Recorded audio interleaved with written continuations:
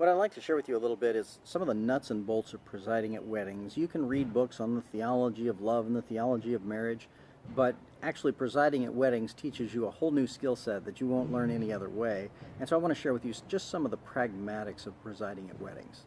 I've always required couples to go through a series of premarital counseling appointments, if not with me, then with somebody in our congregation who's been trained, usually to go through premarital curriculum like the Prepare and Enrich curriculum. If you've never looked at Prepare and Enrich, that's worth looking at. And it just gives the couple an opportunity to ask each other the kinds of questions they're going to be asking once they're already married. Better to do it ahead of time than to wait. I often find that marital counseling works better a year into the marriage than before the marriage, because before the marriage they're excited about the event and the opportunity, and they're often on cloud nine, and after a year or two they're really into the nitty-gritty of marriage and figuring out which issues they're going to be dealing with through a good deal of the course of their lives as they figure out how to work out the new normal of these two lives coming together. So often I'll do premarital counseling because I want them to begin to ask the right questions, but it's not until maybe a year later that they really have the right vocabulary to name where they're challenged and where they're growing. One of the things that I was not prepared for early on when I started presiding at weddings is the experience that you have as a front row observer and participant of the wedding, because you have a better seat than everybody else. You can see the small movements on each member of the couple's faces as they look into each other's eyes, and for some reason it seems like the groom almost always cries first. I'm not sure why that is, but he tends to be more emotionally overwhelmed in that moment often than she is. I've seen churches wrestle with whether or not they'll do weddings for the public in general. I used to pastor in a church in Hawaii, and there were a lot of couples from Japan who would fly to Hawaii to get married in Hawaii, and the venues that would offer weddings to the tourists actually made a lot of money because they were willing to pay a lot of money. And my church wrestled with whether or not we wanted to just be a wedding venue for people that we didn't know. I would say you can approach weddings as an evangelical opportunity in the sense that if you follow Jesus Christ, all of your life is an evangelical opportunity. Every day of your life is an opportunity to live a witness to Jesus Christ. And weddings can do that as well as anything else, often because it puts you in the context of speaking to a number of people who may not have a church home and who may not know our Lord. And so I'm happy to preside at weddings if it'll give me an opportunity to talk about God's love for people in a new context. You'll have to use your best discretion as to what's appropriate for you and your church and your tradition if you end up presiding at weddings. If you give any kind of a sermon or a homily at the wedding, I've been to weddings where it was 45 minutes long, it was a full-length sermon, and that really is merciless to do to a group of people who are not used to standing in front of a crowd and who are on their feet.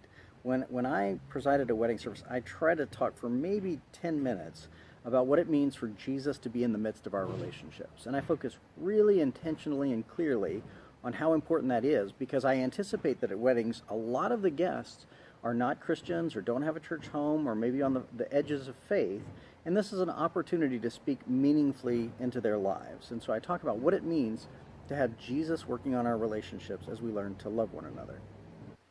I try to avoid inserting too much of myself into the wedding and the wedding planning process. I had a couple recently that wanted to get married at a church because they liked the facilities and they wanted me to preside at the wedding, but the church had all kinds of requirements about how their pastor needed to do this in the wedding and needed to do that in the wedding, and the couple had no relationship with that pastor. It just became an awkward moment in which that pastor inserted herself into just about every aspect of the wedding, and the couple ended up taking the wedding somewhere else. I think in general it's not, if you're hosting and presiding at a wedding, the event is really not about you. It's really about Jesus, and it's about that couple, and as much as you can facilitate that wedding as a servant, and don't bring too many strictures to the process if your church or tradition allows you to. It's really a chance to honor God and to honor them, and I try to stay out of the process any more than that. One thing I often say at weddings is I tell a little story about a boy who is sitting at the table coloring, and his dad peeks over his shoulder and says, "What are you drawing?" And the boy says, "I'm drawing a picture of God." And the dad says, "You can't draw a picture of God. Nobody's ever seen God before. Nobody knows what he looks like." And the boy says, "Well, they'll know what he looks like when I finish my picture, won't they?"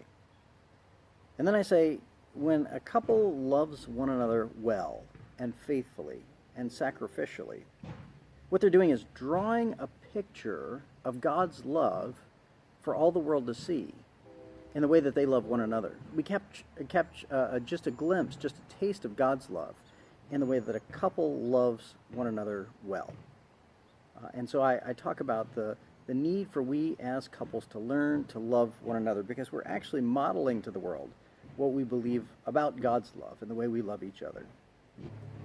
One of the profound thoughts of Karl Barth was that a couple learns to love one another faithfully when they both bow in the same direction towards Jesus Christ. Sometimes we misconstrue the relationship and assume that the relationship works well when one member of the couple bows towards the other one.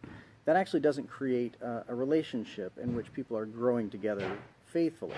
Instead of one giving in to the other and losing their identity in the other, we grow best together and serve best together when we both bow in the same direction towards Jesus Christ. There are often various elements that couples want to insert in the service. They'll put music in at various times. They'll have an aunt who wants to read a poem. They'll do, there's the new trend of, originally it was Unity candles, where they take 2 candles and light a center one from the 2. And now I've seen Unity sand and Unity flowers, Unity lanyards. There are all kinds of different things that they want to do as kind of an embellishment to the wedding, and that's fine. I just honor whatever their request is. I've never seen anything particularly eccentric, but I try to honor whatever requests they bring forward. I always ask when I'm meeting with a couple before the wedding, I ask, how would you like me to introduce you at the end? Do you want to be Mr. and Mrs. Bill and Jane Smith? Do you want to be Mr. and Mrs. Smith? Do you want to be Dr. and, I ask how they want to be announced. And so I announce them at the end, and then they recess, and usually it's a groomsman on this side and a bridesmaid on this side, and they go out in pairs together. And then immediately afterwards, I always have a space set aside where the bride and the groom can be together alone for just a minute or two. And then we go and sign the wedding license, and always make sure that they've got that lined up ahead of time. They need to take care of that. You shouldn't take care of that.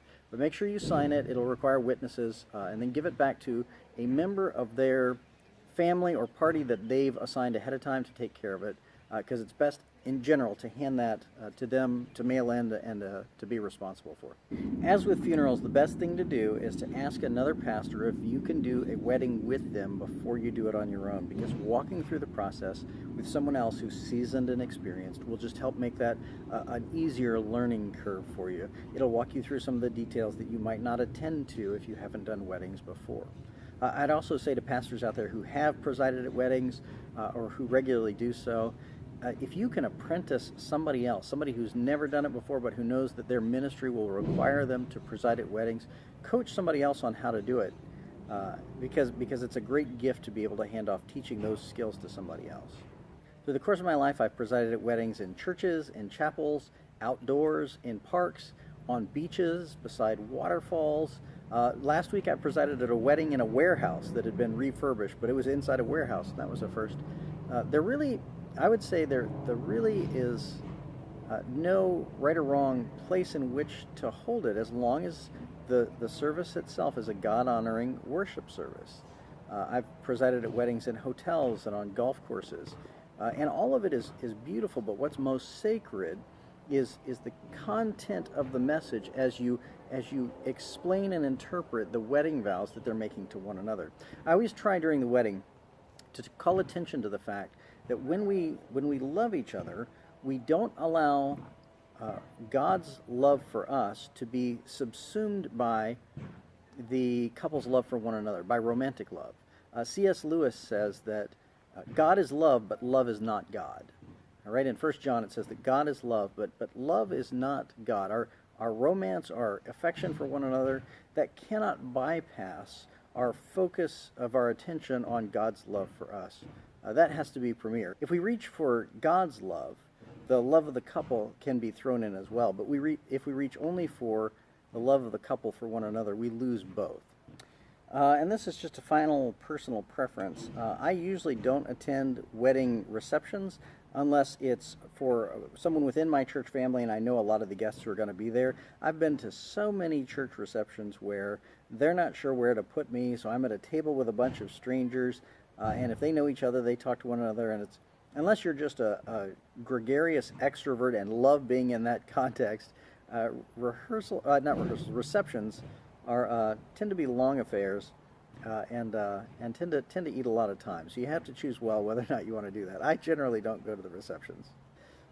Couples will often ask, how much do you charge for weddings? And my standard response throughout my ministry has been, I don't charge anything. This is part of my ministry.